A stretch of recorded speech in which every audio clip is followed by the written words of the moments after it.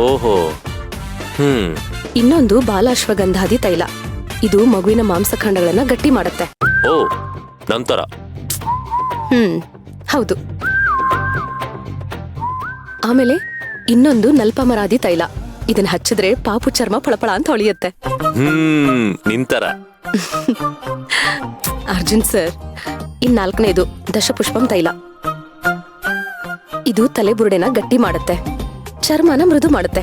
ಗೊತ್ತಾ? ಇದು ಅಜ್ಜಿ ತರ. ಅಜ್ಜಿ ತರ. ಅಜ್ಜಿ, ಆಯ್ತು ಆಯ್ತು. ಈಗೇನ್ ಹೋಗ್ ತಗೊಂಡ್ ಬರ್ತೀರಾ ಇಲ್ವಾ? ಅಮ್ಮ ತೈಲ ಸುತೆ, ಸಾರಿ ಶೈಲ ಸುತೆ, ಸುಮ್ನೆ ಮಲ್ಕೊಳಮ್ಮ. ಇಷ್ಟೊತ್ನಲ್ಲಿ ಇನ್ನು ಕೋಳಿನೇ ಕೂಗಿರಲ್ಲ. ಯಾವ ಅಂಗಡಿಯವನು ಎದ್ದಿರ್ತಾನೆ ಹೇಳು? ನೋಡಿ, ಎದ್ದಿಲ್ಲ ಅಂತಂದ್ರೆ ಅಂಗಡಿ ಹತ್ರ ಹೋಗಿ ಅಲ್ಲಿ ಬೋರ್ಡ್ ಮೇಲೆ ನಂಬರ್ ಹಾಕಿರ್ತಾರೆ. ಆ ನಂಬರ್ ಫೋನ್ ಮಾಡಿ ಅರ್ಜೆಂಟ್ ಆಗಿ ಕೆಲವು ಐಟಮ್ಸ್ ಬೇಕು ಅಂತ ಹೇಳಿ.